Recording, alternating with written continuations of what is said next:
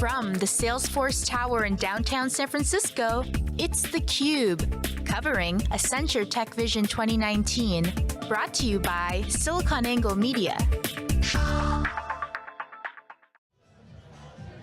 Hey, welcome back everybody. Jeff Frick here with theCUBE. We're in downtown San Francisco, 33rd floor, Salesforce Tower, the brand new, just opened ribbon cutting ceremony this morning of the Accenture Innovation Hub. And we're here for a very special event. It's the Accenture Technology Vision Presentation 2019. They put together 4 or 5 trends that we should look at, and we're really excited to have our next guest. He's an author behind this document. He's Michael Biltz, the Managing Director of Accenture Technology Vision. Michael, great to see you again. Great to see you too. I appreciate you having me back on. Well, it's a nice, we like the space. Last year it was at a little venue, but this is quite impressive. It's hard to beat the tower. You get the views and the tech, folks. Right. So let's jump into it. Sure. So you've been doing this for a couple of years now. What jumped out that was special about 2019? I mean, I think what's different about 2019 is that everybody realizes that companies are really becoming those digital companies, and so people are actually starting to ask about what's next.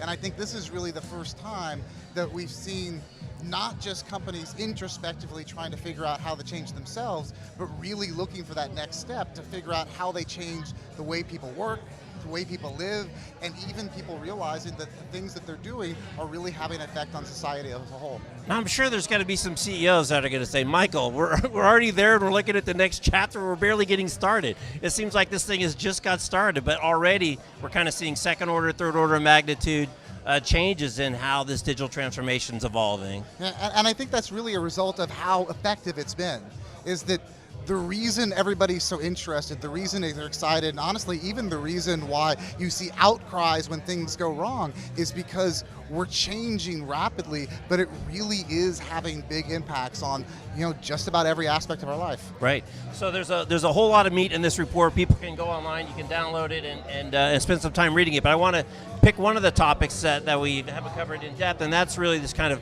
hyper-personalization. Yep. Moving to a very different way. We just talked about marketing to one and this and that, but it was kind of marketing talk before. Yeah. Now it can actually do it. It is, and I think the reason we're seeing that happen is that we're not the only ones as companies going through this digital transformation.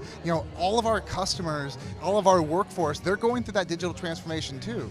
And every time you're using an Uber, every time you're using social media to interact with your family and your friends and the world around you, every time you invite a smart refrigerator or a piece into your home, is that suddenly what's happening is people are cobbling together their own technology identities.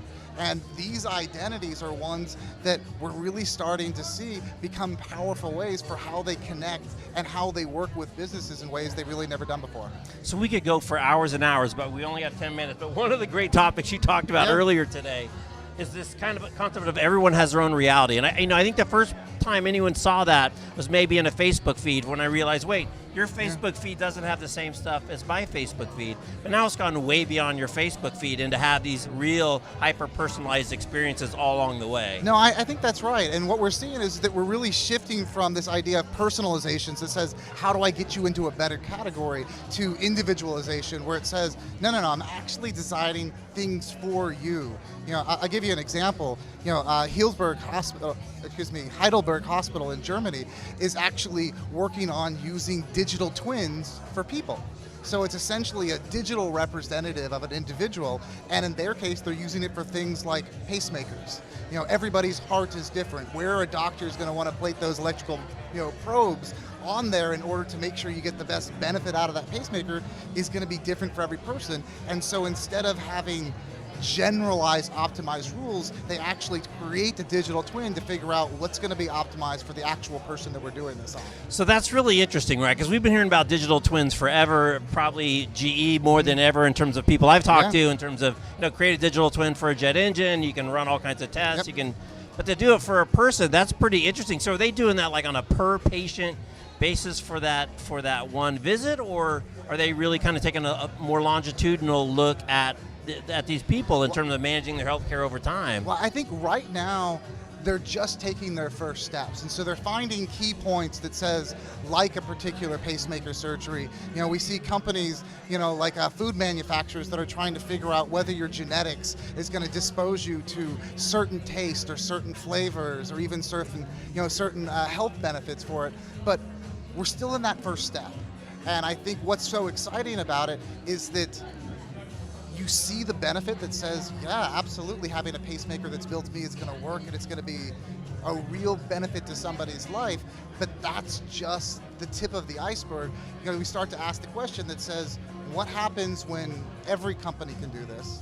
What happens when every aspect of my life potentially could be, catered just to me? And that's when we really start thinking about the fact that where we're headed as a society is towards these personalized realities. Right. Which begs a really big condition, right? Yeah. Which is trust. It is. Right?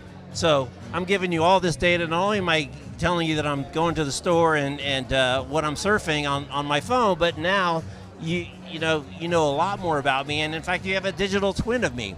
And yet we read every day that everybody gets hacked or data breaches. I think someone here said that the time from a breach to discovery has gone from 250 days to 150 days or something like that.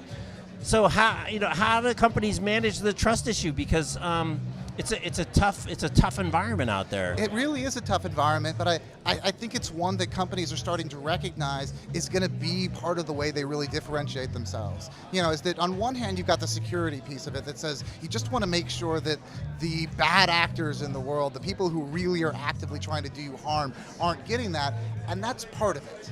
And the reality is the investments that we're seeing in security are raising every year. But I think the harder question that people are starting to deal with is that they're being asked, and they're asking their consumers to trust them in very different ways than they have before. You look at somebody like an auto manufacturer that says they've spent the last 40 years making sure that we trust that their cars are reliable, that you're going to be safe inside them, and that you're going to be able to drive these for a certain amount of time or maybe for an extended period, over the lifespan of that vehicle. But now we're pushing people into a comfort zone they're not quite there yet for, that says, well, what happens when that car does know where you are at any point in time? Right. It knows how many passengers there. It can infer based off of what parking lot you're in, what you're doing there. And I think that companies are just now trying to recognize that it's not new. We have healthcare companies and we have financial services that have done this forever, but it's new to an auto manufacturer that says that's a new type of trust they have to build, and we're just now seeing companies realizing that they're going to go on a new journey to create that relationship with the consumers to build up that trust. Right. The other thing you touched on a little bit earlier today was kind of a changing responsibility set, right? And it used to be, we learned in business school, you just optimize to get max shareholder value, and then you should probably take care of your customers, and we should probably take care of our employees too. Yep. But really, you talked about it going really another step, really being involved in the community, being a much more kind of active participant outside kind of the direct sphere of the theater in which you play. Well, I think we have to, because we've spent, and I think a lot of companies have spent so many years just building products, to do things a little bit better, but they're just doing the things that we're doing today, that mode that they have is that I have a specific role, and yes, I'm responsible for, a good quality product, but everything else is something that's out of your purview. But what we're talking about now is having that amount of information about you means that I now have to have responsibility to protect that information, and even how I share it with my partners. Right. Suddenly, if I'm actually going to be effective in changing the longevity for how people live or how cities are designed, is that it's no longer just about whether that road worked, it's whether or not the city was going to be designed correctly and benefits everybody. And I think we're getting to that point that people are realizing that the bigger the opportunity is the bigger the responsibility is that goes with it. And the friction and even some of the negative press that we're seeing happen right now, in the marketplace, is because people hadn't realized, they saw the bigger opportunity, but they hadn't quite realized that responsibility is going to be the way that it's going to be effectively implemented. Right. Well, I wonder if you have an opinion, because there's kind of a whole leadership thing, and John talked earlier today when they kicked off the center that he wants to help your clients be the disruptor, not the disruptee. But what happened is you kind of get these accidental people in tremendous power because of the success of their platforms. Mark Zuckerberg, to pick one. Mark Benioff, you know, who built this building. Jeff Bezos. So they didn't necessarily start on that path to put in place these huge social engines that have these big impacts, but they're kind of there. They are, but when you look at any of those examples, is that what you realize is that they may not have realized the impact that they were going to have as society as a whole, but the opportunities they were chasing were huge. Is that when you look at the early pieces of Facebook, is that they were realizing very early on that they were trying to change the way that people fundamentally communicate and how they create relationships over digital media. They knew how big that opportunity was, and I think that as we've seen them go through it and we're seeing the hardships that they're having now, is that other people they're not blind to it anymore. They know that when you have that amount of opportunity, there's automatically going to be ripple effects into everything. Right. And I think what we're about to see is this next generation is not going to be able to get off the hook as easily because they can't claim ignorance because we all know these things are happening. Right. So exciting times. Great for you. It Congratulations for getting the report out. I'm sure it was nice to hit print on that thing a couple days ago. It was wonderful to hit print, but as we all know, tomorrow is a new day and something else is going to change, and then we'll be back here again next year. Right. All right. Well, Michael, thanks again for taking a few minutes. Good luck tonight on the presentation. Always great to catch up. Appreciate it. Happy to be here. All right. He's Michael. I'm Jeff. You're watching theCUBE. We're at the Accenture Innovation Hub, brand new downtown San Francisco in the Salesforce Tower. Thanks for watching. We'll see you next time.